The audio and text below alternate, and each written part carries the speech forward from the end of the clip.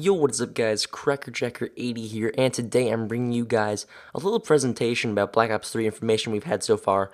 I want to do a lot of these in the next a week or two while we're still getting fresh information pretty much daily, and we're getting a lot of information daily because it's a good way to compact all the information together. So I'm just going to be doing these presentations, and so the first slide I have for you guys is how this will work. So in the next week or two, I might be doing some of these every other day, every day. I have no idea. It depends how much time I have.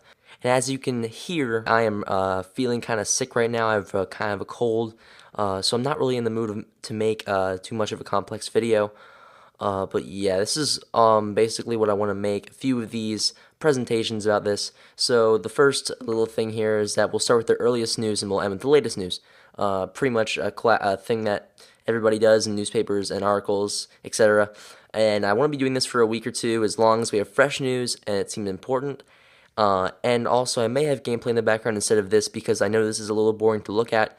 If I get some gameplay, I'll put it in the background for you guys.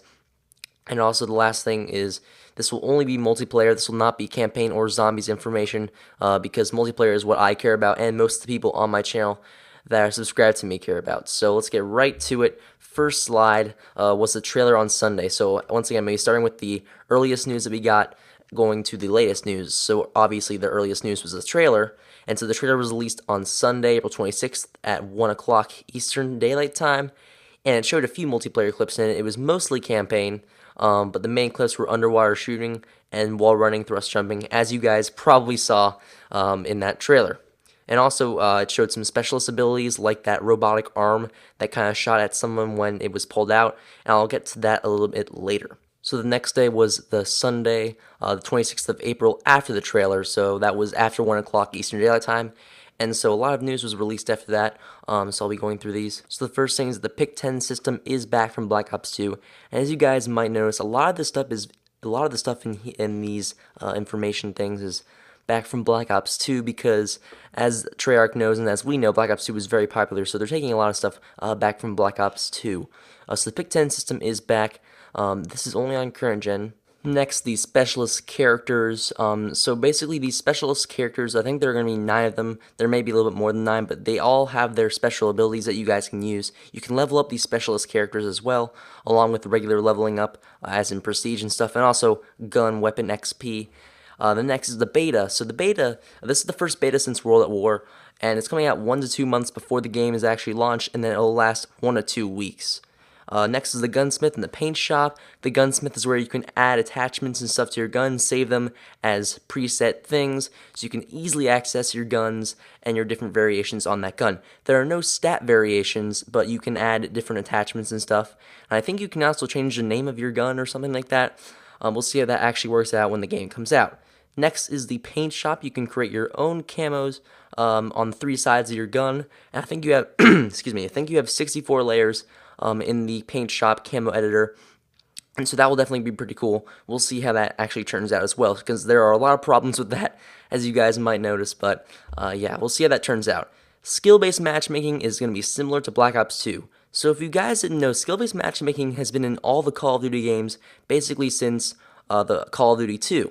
And so it's kind of hard to say that skill-based matchmaking is not in the game because it is, but it won't be as prominent as Advanced Warfare. It won't be almost completely based on skill. It'll kind of be based on mostly connection, and then after that, it'll be based sort of on skill. So it'll be very, very similar to Black Ops 2, and I'm sure a lot of people are excited for that, and I definitely am. The next one is that theater mode is returning. Thank God. I've waited for this for 2 years. I'm sure a lot of major YouTubers have waited for this too. So hopefully the Call of Duty YouTube community will be brought back from theater mode. As you guys know, a lot of major Call of Duty YouTubers have been kind of drifting away from the series because theater mode was not here, so it's harder to make videos, harder to make better videos, and that kind of thing. So theater mode is returning, which is very, very good. The next thing is there are no supply drops, which I'm actually okay with. I thought the variants were they're kind of complicated to understand. And yeah, so the next thing is Nuketown. There's been a merchandise leak about a Nuketown 2065 shirt or something like that. So Nuketown may be in the game. I'm pretty sure it's going to be. I don't think they'll leave Nuketown out of this game. It's just Treyarch's map, so they have to leave it in the game. And I'm sure a lot of people will be excited for that. Monday after the trailer, there were only a few little releases, but on Tuesday, there were a lot. So on Monday, some score streaks were revealed. The UAV, the HCXC, which is basically kind of like a floating RCXC that can go on walls, stuff like that. The Wraith, which is kind of similar to the Hunter Killer drone from Black Ops 2. The Mothership, which is a 3-man chopper gunner. The Raps, which are like spiky explosive balls that can roll on the ground and kill people. And then the GI unit, which is similar to the Ghosts little guy that followed you. The GI unit will protect you and stuff like that while you're shooting someone, that kind of thing. So after that, you can pre-order Black Ops 3 and get an Advanced Warfare camo. I'm sure you guys have seen some of that online. There's no panic knifing, which means that if you have your gun out and you try to punch someone, it will not kill them immediately. It'll take 2 punches to kill them. But if you have a knife out, a combat knife out, then it'll only take 1 knife as usual. So if you have a combat knife out, obviously you can still panic knife, but usually people won't be running around with that unless you're a knifer, and then you'll have a gun, so it'll take 2 gun punches to kill someone.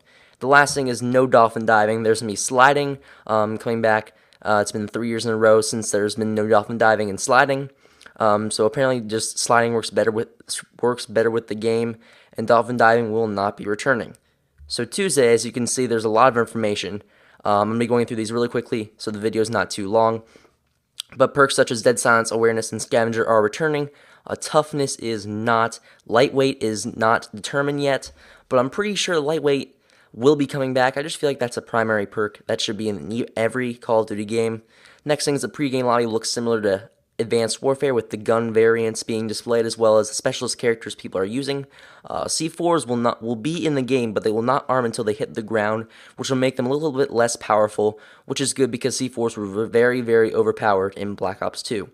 And sniping is set up a lot like Black Ops 2 according to David Vonderhaar on Twitter, which I'm personally kind of excited about because sniping in Black Ops 2 was really fun, but I know some people are not very happy about this. I'm hoping that this does not change, but yeah, so TAC insertions probably will not be in the game, just because they're kind of overpowered, but this is not totally confirmed yet. They're basically in the pre-alpha stage of the game, so nothing is really confirmed on this yet, but most of this is probably going to be actually implemented in the game. The meter for movements like thrust jumps, wall running, etc. starts empty at the beginning of the match, so I'm assuming you have to get kills or something like that. Maybe it just sets a timer that it goes up and then you can use your abilities, but we'll see how that actually works. The perk system is similar to Black Ops 2 in this game, so which means you'll have 1 perk for each slot unless you have a wild card, which allows you to have another perk in that 1 slot, which I liked from Black Ops 2.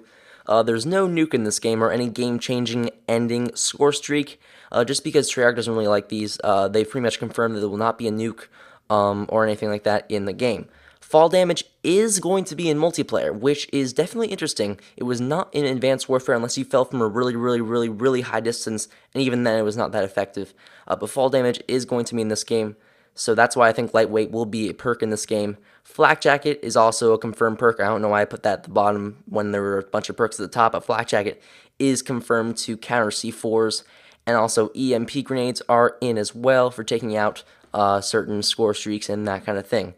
So that is all the news we have so far. I'm recording this late Tuesday night, so we've not gotten any extra news.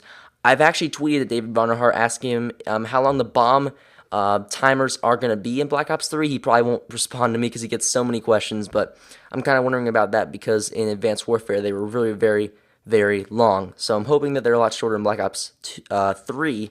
And yeah, so there'll probably be some gameplay in the background of the next video I do about this, but hopefully you guys enjoyed, and I'll talk to you guys later. Peace.